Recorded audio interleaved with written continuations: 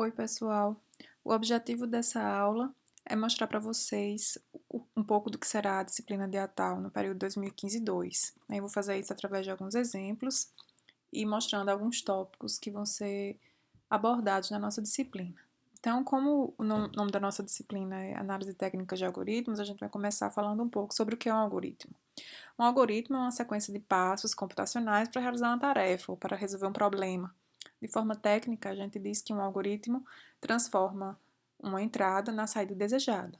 Então, existem vários problemas que são tradicionalmente resolvidos na nossa área de ciência da computação, como, por exemplo, ordenação, e um algoritmo de ordenação, por exemplo, recebe uma entrada, que seria um array de números que pode ou não estar ordenado, e a saída seria esse array com os mesmos números mais ordenados, da forma desejada. Para cada problema existente, a gente pode pensar em vários algoritmos diferentes que vão resolver aquele problema. Alguns algoritmos vão ser mais rápidos do que outros, ou vão consumir menos memória do que outros, e o objetivo dessa disciplina é que a gente consiga, ao terminar a disciplina, analisar bem os algoritmos para tomar boas decisões a respeito deles. A gente convive com vários algoritmos em diversos momentos da nossa vida, né? Então, por exemplo, existem algoritmos de compressão que podem ser melhores ou piores, dependendo do algoritmo. Eles podem comprimir mais ou comprimir menos os arquivos, ou podem ser mais rápidos ou mais lentos.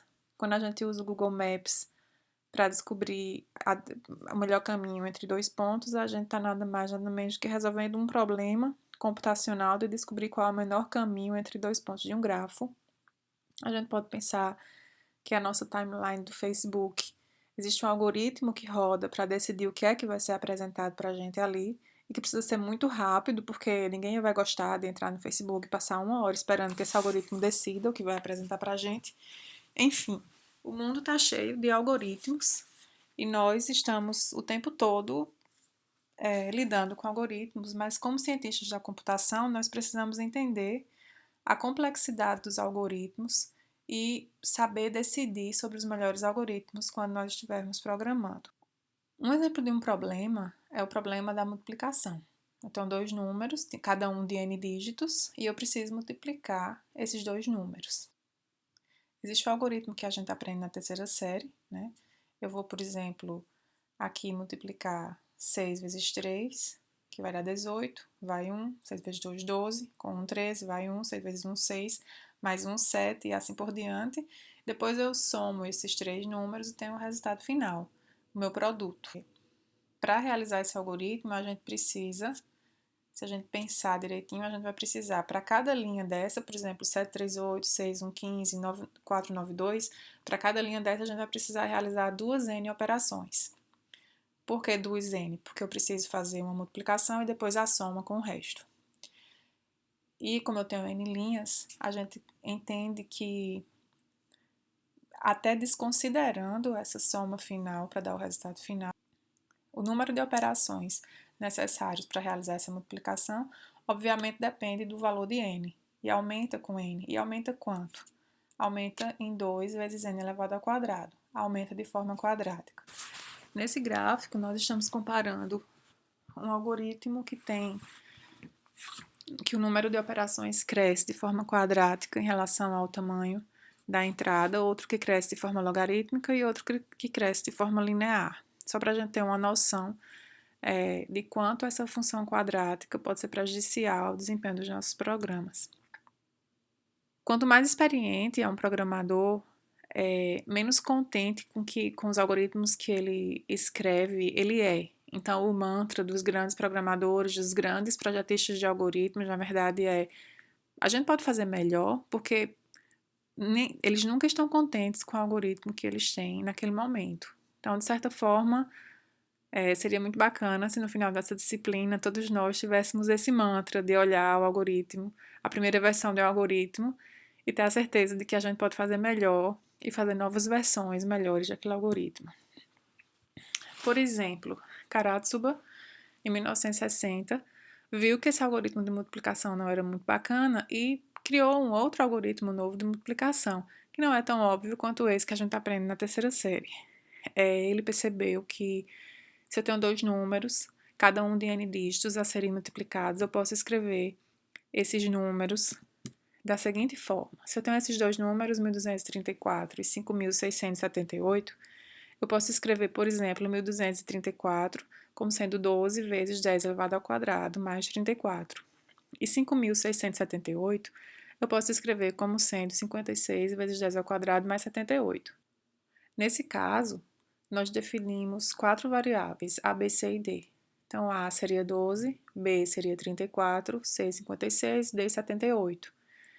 E eu posso escrever agora x vezes y como sendo A vezes 10 elevado a n sobre 2 mais B vezes C vezes 10 elevado a n sobre 2 mais D.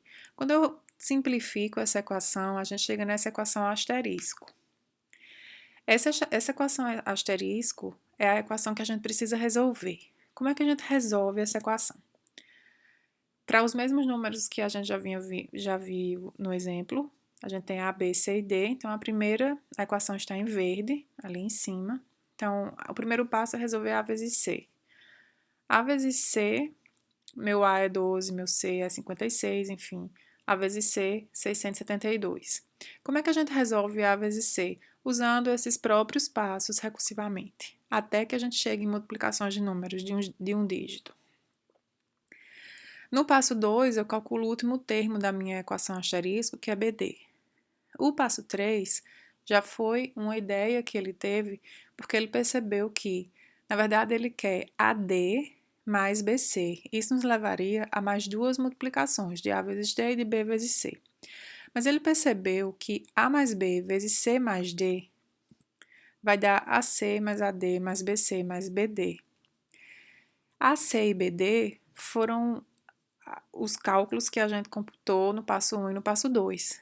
Então, para ele calcular AD mais BC, ele vai, na verdade, em vez de fazer duas multiplicações e uma soma, ele vai mudar por duas somas e uma multiplicação, e depois, no passo 4, ele calcula, ele pega o resultado que ele obteve no passo 3 e subtrai o resultado do passo 1 e o resultado do passo 2, que dá exatamente a soma de AD mais BC.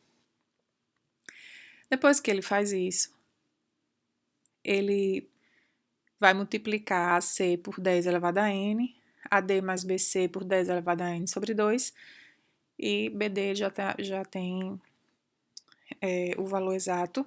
Ele vai somar esses valores e o resultado vai ser esse em roxo aqui na base do slide, e é o resultado correto.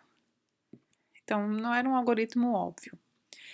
E a taxa de crescimento desse algoritmo em função do n, que é o tamanho, o número de dígitos de cada elemento, vai ser, a gente vai estudar isso ao longo da disciplina, mas agora, acreditem, vai ser n elevado a log de 3 na base 2.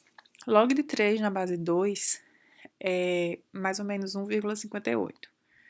Então, enquanto o algoritmo tradicional tem uma quantidade de operações dependente de n, que vai ser 2 vezes n ao quadrado, o algoritmo de Karatsuba vai ser n elevado a 1,58 mais ou menos. E aqui está o gráfico do número de operações em função do tamanho dos números a serem multiplicados. Cor-de-rosa é o tradicional e o azul é o de Karatsuba.